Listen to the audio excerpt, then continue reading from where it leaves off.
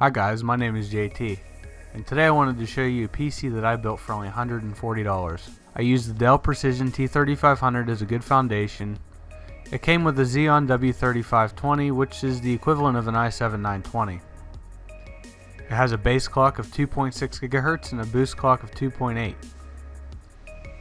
It came with 8 gigs of DDR3, 1066 RAM, a 500GB hard drive, and an Nvidia Quattro card that won't do us any good for gaming.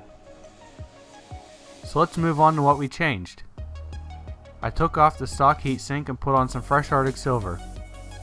And I also added a fan to help thermals. We also added another stick of DDR3 that I had lying around to take advantage of X58's triple channel memory bandwidth, making it a total of 12 gigs of system memory.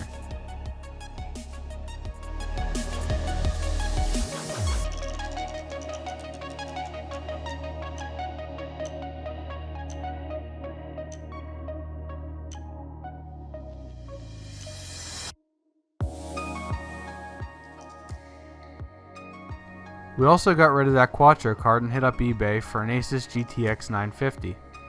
I managed to score that card for only $67, which I would consider a steal in today's market.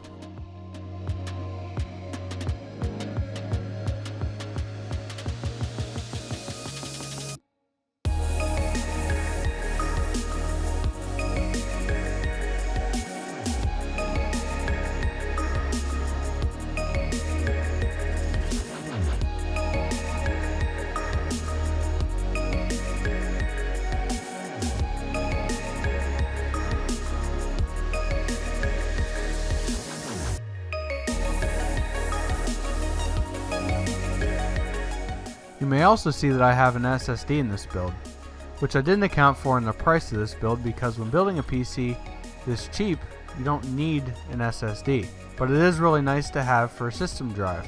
So for that I will link a Team Group's SSD that at the time of filming this is only $55. I will be covering it in an upcoming budget build, so stay tuned for that. One last thing that I want to mention before we move on to the benchmarks. The Dell power supply that comes with these units is actually pretty good. They're rated at 500 watts with three 12-volt rails rated at 18 amps each, meaning that you could load 54 amps onto the 12-volt rail before you should see any issues. And it also comes with a 6-pin power cable so that you could plug in a more powerful graphics card such as a GTX 1060 or less. So let's go ahead and move on to the benchmarks. Set mostly to high, Battlefield 1 is a game that really impressed me with this machine, managing an average of 64 FPS with a 1% low of 49 and a 0.1% low of 36.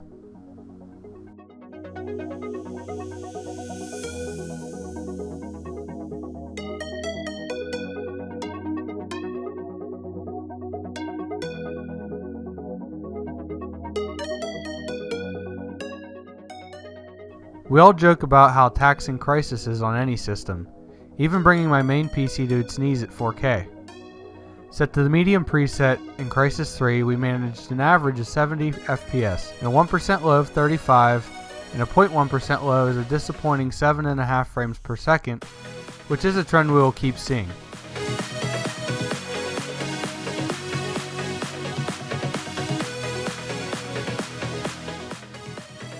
CSGO is a game that gets constant requests and is a game that I couldn't leave out. Set mostly to high, we manage 122 FPS with a 1% low of 53 and a 0.1% low of just 6.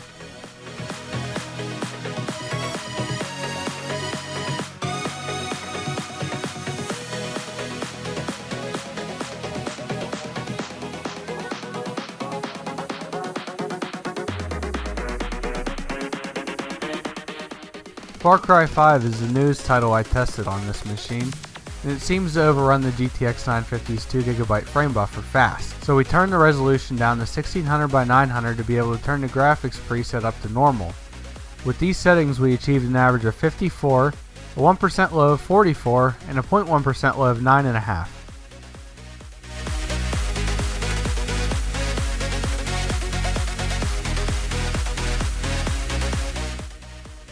FORTNITE is a game that is ran on this PC almost every day. It is no surprise to see it perform so well with my custom settings. We averaged 73 FPS with a 1% low of 44 and a 0.1% low of 8.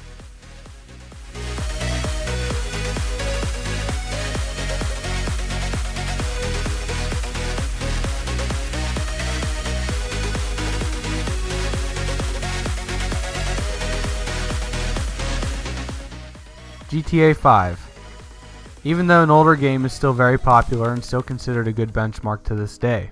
With a normal to high mixture of settings, we manage an average of 62 FPS, a 1% low of 44, and a 0.1% low of 37.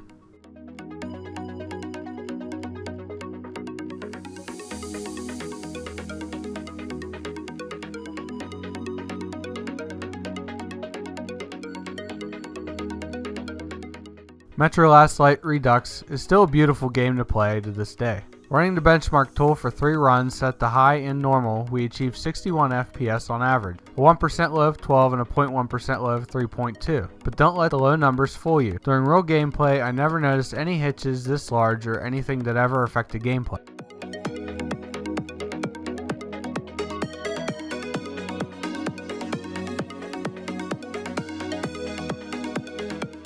Overwatch is one of those games that runs on just about anything, but can still get taxing on older systems. Using the high preset, we manage an average of 95 FPS and a 1% low of 58 and a 0.1% low of 6.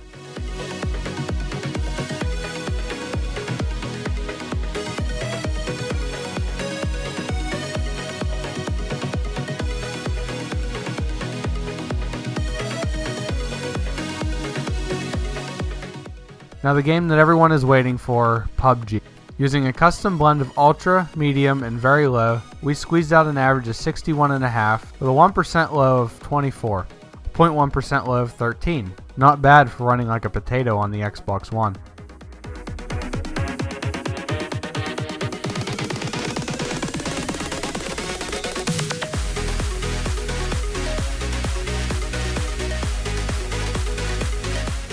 And last but not least, Rocket League. One of my favorite games to just lay back and relax. Using the quality preset, we average 101 FPS with a 1% low of 59 and a 0.1% low of just 1 frame per second.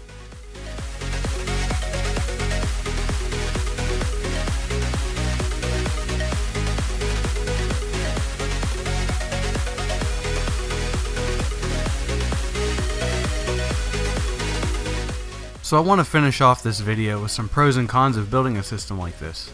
First, we're going to go with the pros. Number 1, cheap CPUs. You have the option to get a $40 or $50 6-core 12-thread CPU on this platform, turboing up to 3.46 GHz. Spend a little bit more, you can go even higher than that.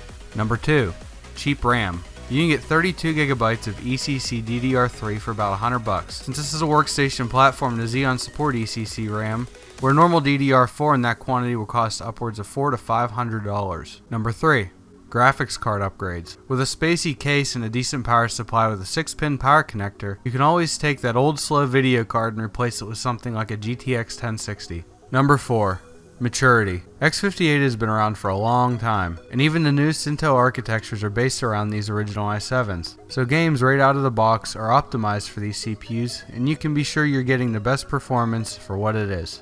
Now for a couple of cons. Number 1, the upgrade path. So let's face it, this platform is old and dead, and the only upgrade path is CPUs that have already been out for almost 10 years. Number 2, old standards. The reason why this platform is so cheap is because of how old it is. DDR3 and PCI Express 2.0 are old standards, but are still good enough for gaming in 2018. Now yes, while it is all old, it is still a great place to start with a budget platform. We don't need the latest and greatest PCs to game on or even have a good everyday experience. For $140 in 2018, I don't think you could do much better than this. So I'm going to leave it right here for today. Keep an eye out for upcoming gameplay videos using this system. And if you liked the video, please feel free to like it and share and consider subscribing. And if you would like to help the channel, check out my Amazon affiliate links in the description. Thanks for watching, and I'll see you guys in the next one.